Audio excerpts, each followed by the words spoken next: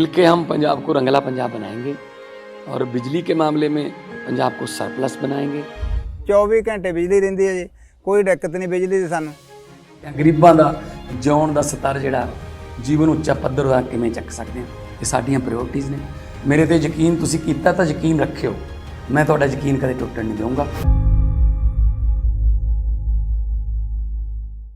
बिहार के शिक्षा विभाग एक तरफ जहां विद्यालय की मूलभूत सुविधाओं के साथ साथ शिक्षा की गुणवत्ता को दुरुस्त करने में लगा हुआ है, वहीं अभी भी ऐसे कई विद्यालय हैं जहां की स्थिति काफी बद से बदतर है। भागलपुर जिला अंतर्गत प्राथमिक विद्यालय पूर्वोत्तर रेलवे बरारी जो सरकार के तमाम दावों की पोल खोल रहा है। दरअसल ये स्कूल भागलपुर नगर निगम क्षेत्र में है, लेकिन इस स्कूल में कोई सुविधा मौजूद नहीं है। शिक्षकों का कहना है कि यहाँ के बच्चों की जिंदगी दांव पर लगी रहती है। स्कूल में बाउंड्री नहीं होने से यहाँ के बच्चे स्कूल से सटे हाईवे पर खेलने चले जाते हैं, जिससे उनकी जान पर खतरा बना रहता है। यहाँ क्लास 1 से लेकर 5 तक है, पर क्लासरूम 2 ही हैं, वो भी छोटे छोटे कमरे। इसी 2 कमरों में क्लास 1 से लेकर 5 तक की पढ़ाई होती है। आप अनुमान लगा सकते हैं कि यहाँ पढ़ाई किस तरह की होती होगी। शिक्षकों का कहना है कि स्कूल में कोई बाउंड्री भी नहीं है, जिसके कारण यहाँ के बच्चे स्कूल में सटे हाईवे पर चले जाते हैं। हमेशा डर लगा रहता है कि कोई घटना ना घट जाए।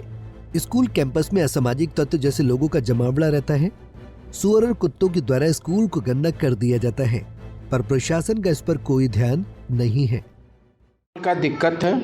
और दूसरी बात, एक रूम में 3-3 क्लास, एक रूम में 2 क्लास चलती है। दूसरी बात, असामाजिक तत्व इस जगह चारों तरफ गंदगी फैला के रखता है, इसका कोई सुरक्षा नहीं है। यहाँ सबसे पहले बाउंड्री वॉल होना बहुत ज़रूरी है। वैसे हम लोग बराबर विभाग को रिपोर्ट देते हैं, बीच में लेटर भी आया है बाउंड्री वॉल का, उसका भी हम चर्चा किए हैं विभाग में लेटर के माध्यम से। अब देखिए क्या होता है। और जो सुविधा बच्चों को मिलनी चाहिए सारी सुविधा बच्चों को मिल रही है अभी। सर, बगल में नेशनल हाईवे है विक्रमशिला से, उसके लिए सजग रहना पड़ता है।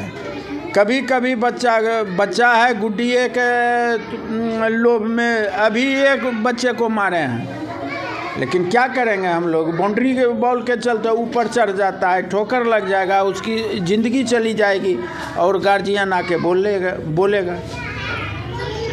इस बीच पढ़ाने में थोड़ा सा दिक्कत हुआ। हाँ। क्या नाम है? रंजन किशोर। कब से सेवा कर रहे हैं?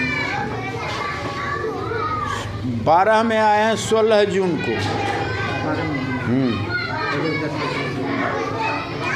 एक ही वर्ग में 3 क्लास चल रहा है, जिससे परेशानी होती है कि एक टीचर जो है 3 क्लास का कवर नहीं कर पा रही है। 4 और 5 को जब पढ़ाती है तो 3 क्लास का जो है वो बिल्कुल ऐसे ही रह जाता है और वो बिल्कुल कमज़ोर है। जैसे सरकार ने कहा है कि उस कमज़ोर बच्चे को पढ़ाना है, तो बिल्कुल 3 क्लास का बच्चा तो बिल्कुल कमज़ोर हो जाता है, कैसे चलेगा।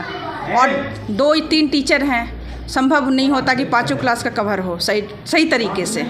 ये तो दिक्कत हो ही रही है, इसके लिए यहाँ टीचर चाहिए। बिल्कुल।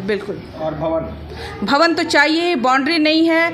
असामाजिक तत्व बहुत परेशान करते हैं, जो इसका सामना आज हम 17 साल से कर भी रहे हैं, और आगे क्या होगा पता नहीं। बहुत सारी दिक्कतें हैं। कब इस स्कूल में आप आई? 2007 में। 2007 में।